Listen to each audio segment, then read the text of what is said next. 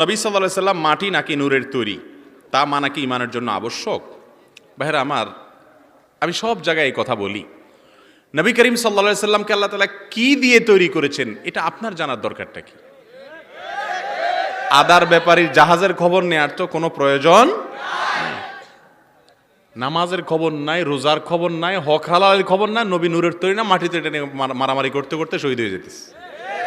ভাইরা আমার, কোরআন এবং হাদিসের কোথাও রাসূল করিম সাল্লাল্লাহু আলাইহি সাল্লামের সৃষ্টির মূল উপাদান কি, আল্লাহ তাআলা তাকে কি উপাদান দিয়ে তৈরি করেছেন, এরকম আলাদাভাবে পার্ট আকারে, চ্যাপ্টার আকারে আলাদা করে কোথাও স্পষ্ট কিছু বলা, তাহলে সেই জিনিস নিয়ে আমাদের কেন মারামারি করতে হবে?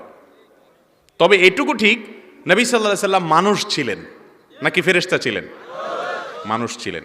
কোরআনে কারিমে বহু জায়গায় আল্লাহ তাআলা এটা বলেছেন, কুল ইন্নামা আনা বাশারুম মিথলুকুম, হে রাসূল আপনি বলে দিন আমি তোমাদের মতো। এই নবী আবার আমাদের মতো মানুষ হয় কেমনে? ইউহা ইলাইয়া, এজন্য আয়াতের পরের অংশে আল্লাহ পার্থক্য করে দিয়েছেন, তোমাদের মতো রক্ত মাংসে গড়া মানুষ আমি ঠিক, তবে পার্থক্য হলো আমার কাছে ওহী আসে, আমি নবী আর তোমরা সাধারণ মানুষ।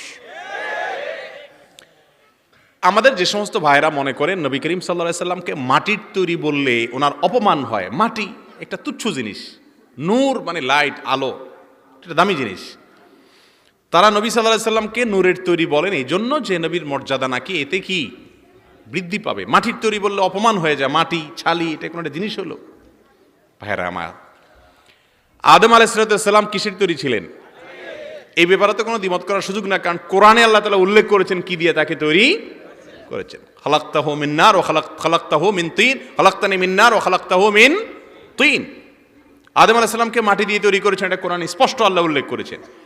সে মাটির তৈরি আদমকে আল্লাহ তাআলা সেজদা করাইছেন কাদেরকে দিয়া? নূরের তৈরি ফেরেশতাদেরকে দিয়া। তাহলে আমাদের নবীজিকে যদি আপনি নূরের তৈরি বলেন, তাহলে উনি সেজদা দেওয়া লোকদের দলে ঢুকবেন, অর্থাৎ ফেরেশতাদের দলে, ঠিক না বে ঠিক? আর যদি মাটির তৈরি বলেন তাহলে সেজদা পাওয়া লোকদের দলে ঢুকবেন, অর্থাৎ আদমের দলে। তাহলে মর্যাদা মাটির তৈরি বললে বাড়বে না কমবে? তারপরেও এই মাটির তৈরি এই কথা বলার প্রয়োজন, কারণ কোরআন হাদিসে কোথাও এইভাবে আল্লাহ তাআলা খুলে খুলে বলেন না, আপনি কেন এত খুলে জ্বলতে যাবেন? আপনি বলেন উনি মানুষ ছিলেন, তবে মহামানুষ, সাধারণ কোনো মানুষ না। আল্লাহ তাআলা আমাদের সবাইকে নবীজির মহব্বত অন্তরে ঢোকানোর, প্রবেশ করানোর তৌফিক দান করুন। তাহলে ওনাকে আল্লাহ তাআলা কি দিয়ে তৈরি করেছেন এটা জানা আমাদের জন্য গুরুত্বপূর্ণ কোনো বিষয়।